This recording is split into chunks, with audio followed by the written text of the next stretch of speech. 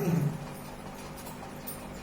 उनको जो गुरु नहीं मानता है, उनको जो गुरु स्वीकार नहीं करता है,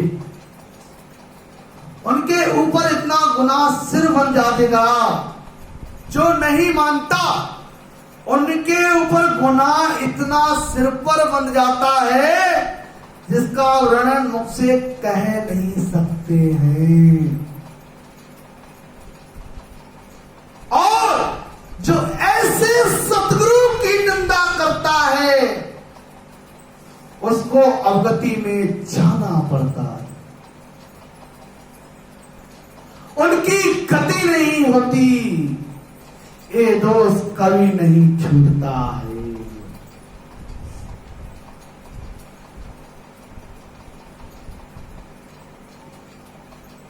महाराज साहब की वाणी प्रमाण दे रही है। अगर सतगुरु की निंदा की, अवगति में चले गए, कब तक डोलोगे पता नहीं, दरगाह के दोषी हो गए। ब्रह्मा को सुन खून विष्णु के चरना चावे, शिव को खूनी होए विष्णु जुआन मिटावे, या तीनों को खून सत के चरना छूटे, सत्य को खून सिर होए, ब्रह्म बिन परत न टूटे, सुको रामदास सत स्वरूप को, जो खूनी जग माए, सो सुन दोष न छूट सी, बिन सत्य गुर कहूं जाए, बिन सत्य गुर कहूं जाए। और ध्यान से समझना है, अगर आप ब्रह्मा जी के दोषी हो, आप ब्रह्मा जी की अगर भक्ति कर रहे हो, आपने ब्रह्मा जी की भक्ति छोड़ दी, तो आप ब्रह्मा के दोषी हो गए। अगर ऐसी स्थिति में आप विष्णु के शरण में चले आते हो, चरणों में चले आते हो, तो वो आपका छूट जाता है, आपको कोई मिठा दाग नहीं लगता है। अगर आप शिव के दोषी हो, भगवान शंकर के दोषी हो, आप भगवान शंकर की भक्ति करते थे, फिर आपने भगवान शंकर की भक्ति को छोड़ दिया, अगर विष्णु की शरण में चले गए तो दोष माफ है। क्या है? दोष माफ है। ब्रह्मा विष्णु महेश, इन तीनों की आप भक्ति करते थे, इन तीनों का आपके ऊपर दोष लगा हुआ है। अगर आप माता दुर्गा की शरण में चले गए, शक्ति की शरण में चले गए, तो दोष आपके माफ है, छूट जाएंगे। शक्ति का अगर दोष है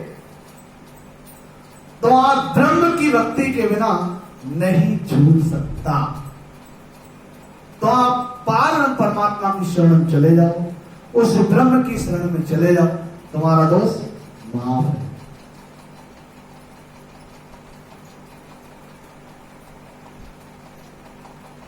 महाराज साहब फरमाते हैं, जो जगत में सत्स्वरूप का दोषी है, पार ब्रह्म परमात्मा का दोषी है, वो दोष सतगुरु के चरणों में जाने पर ही छूट जाता है।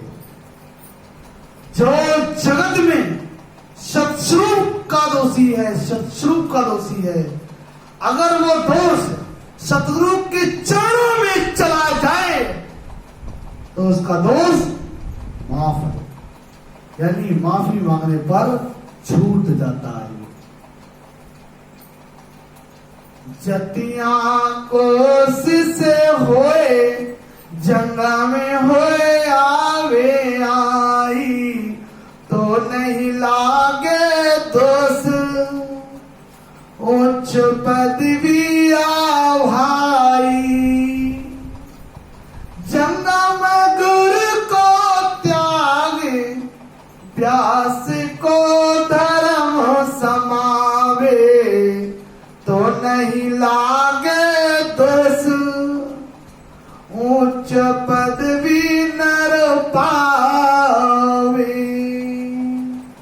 शुको राम तज व्यासा को, सन्यासी होए कोय ताकू दोष न लागसी, सुन ज्ञानी कहूं तो। जो जति का शिष्य होकर जंगम का शिष्य हो जावे तो उसका दोष नहीं लगता। ये पति उससे ऊंची है, जंगम गुरु को छोड़कर व्यास गुरु का ज्ञान धारण कर ले तो दोष नहीं लगता, क्योंकि पदवी ऊंची है। कोई व्यास को छोड़ के सन्यासी हो जावे तो उसको दोष नहीं लगता। ज्ञानी सुनो, मैं ये तुमको कहता हूं,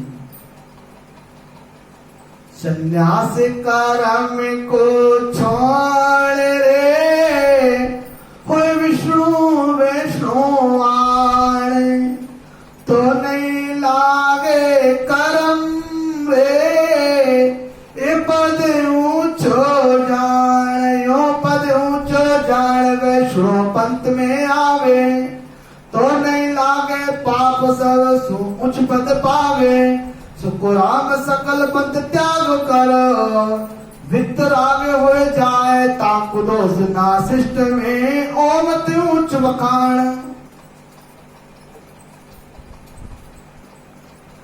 संन्यास कर्म को छोड़ के वैष्णव धर्म का धारण करता है तो कोई दोष नहीं लगता।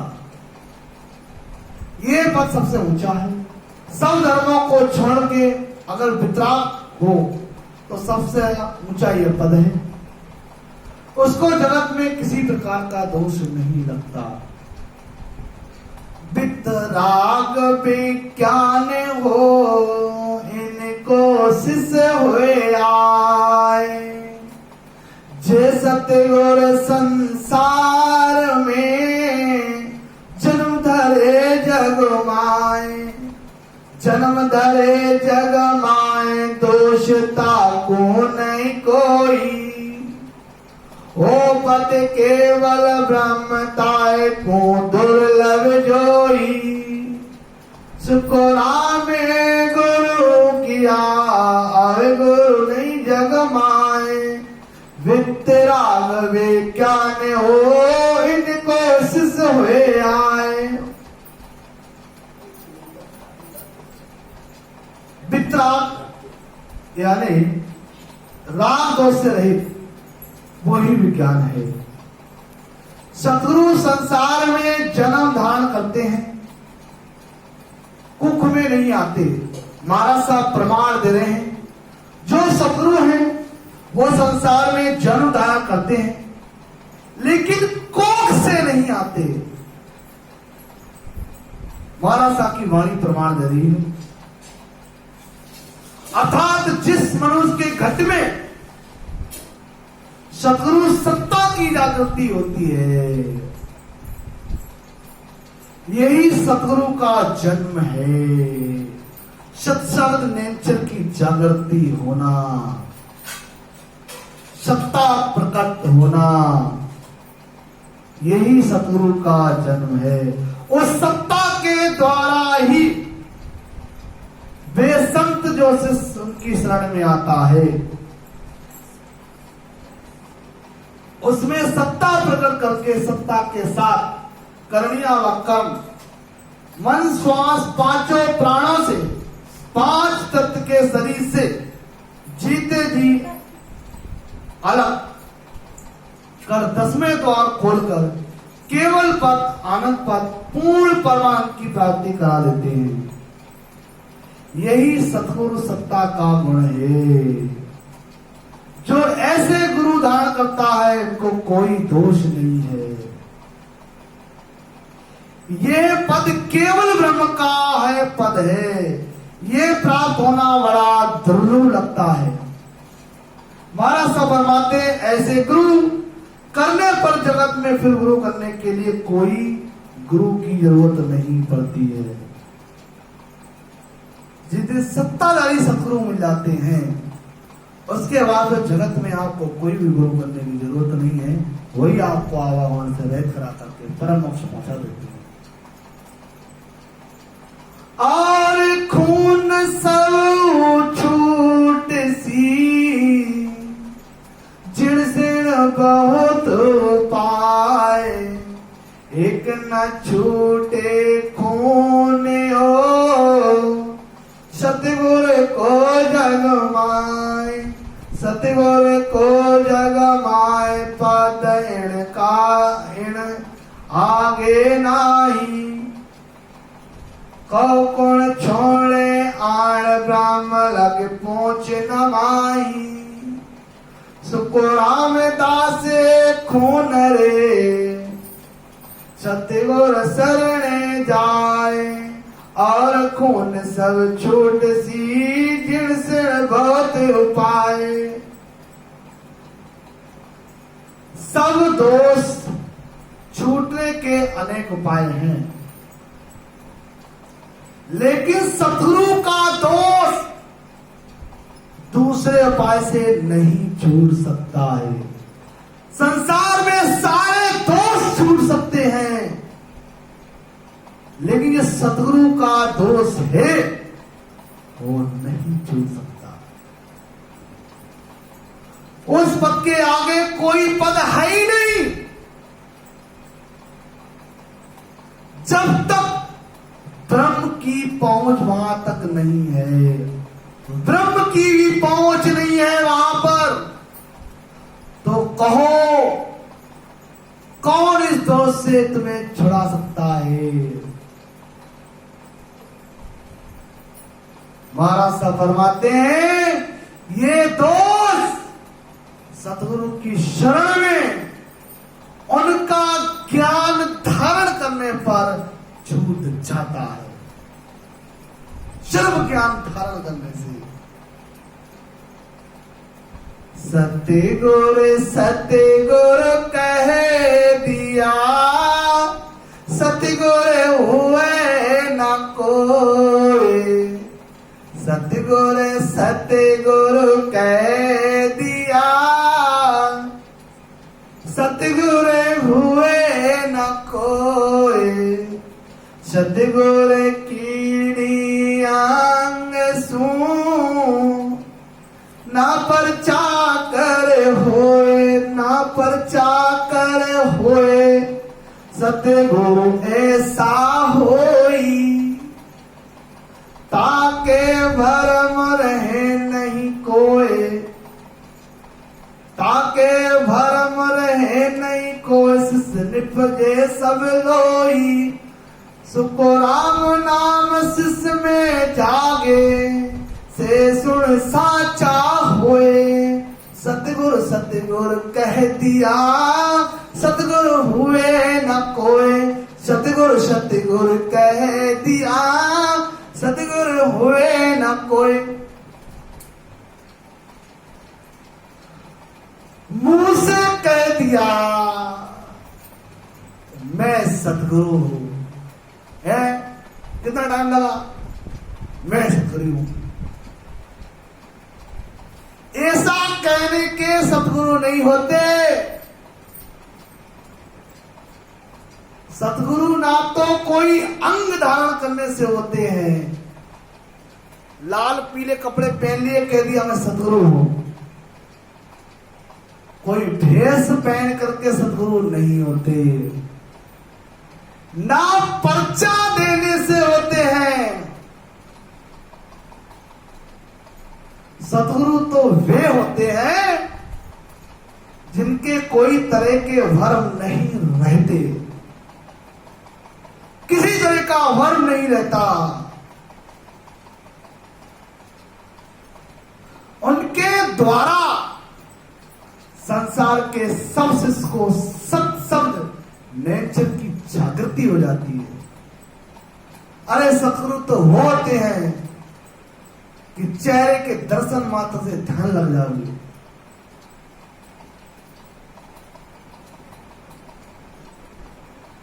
हे शिष्य के घट में नाम की जागृति करा देते हैं, वही सच्चे सतगुरु यानी सत्य ज्ञान का है।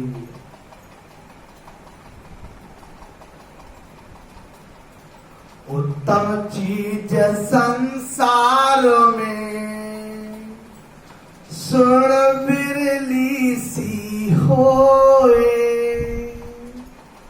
उत्तम चीज संसार में सुन बिरली सी होए। मितम चीज बिन पार है गिनते आवे कोई। गिनते आवे कोई ज्ञान कर देखो ज्ञानी। मेरा ज्ञान अगाध समझी बिरला आणी। सुको राम वेद मत जगत में घर घर घट घट जोए। उत्तम चीज संसार में सुन बिरली सी होए। उत्तम चीज संसार में सुन बिरली सी होए। श्रेष्ठ चीज संसार में कोई बिरली सी होती है।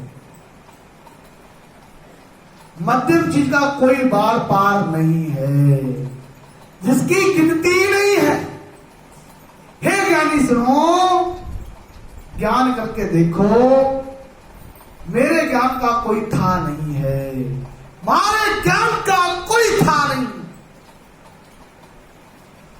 इसको बिरले ही गिनती है। हे ज्ञानियों, ज्ञान करके देखो मेरे ज्ञान का कोई था नहीं है। इसका कोई बिरला ही इस संसार में समझेगा। देखो संसार में वेदों का ज्ञान घर घर में स्त्री पुरुष के घट घट में बैठा है।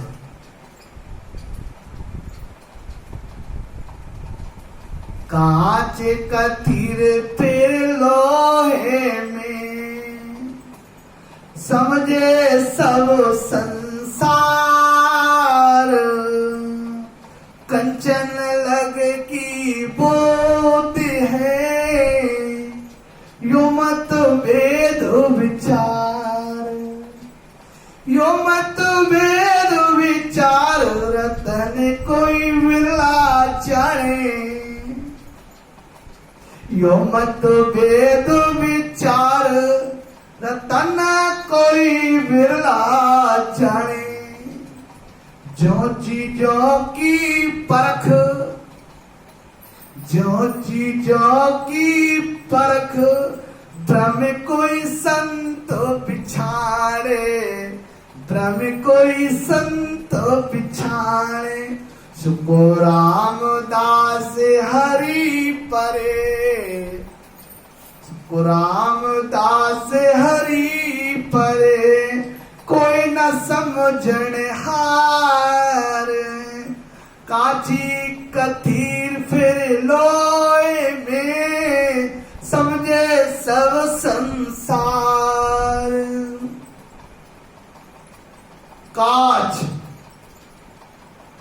कथीर बाल लोहे में सारा संसार समझता है। सोने तक के पहचान तक की बुद्धि नहीं है। देखो संसार में लोग कांच को जान लेते, पकड़ेंगे अभी ये कांच है, अब तो कांच है, जान लियो। लोहे को छिको देखो भैया लोहा है।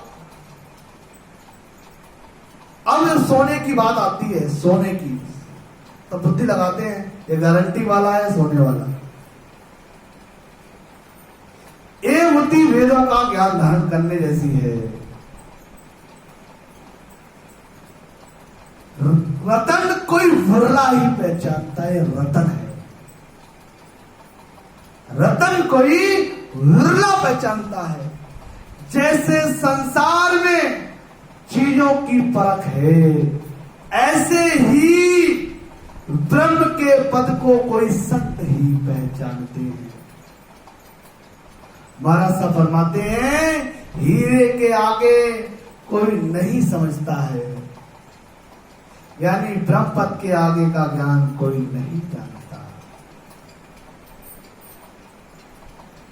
कल वृक्ष कहिए जोए रतन चिंतामण कोई, अमर जड़ी संसार फिर अमृत कहूँ तोई, पारस पत्थर होए नाम जानो सब नर नारी, आस करे सब कोई चीज पर कट ये सारी, सुको राम संजीवन ज्ञान रे,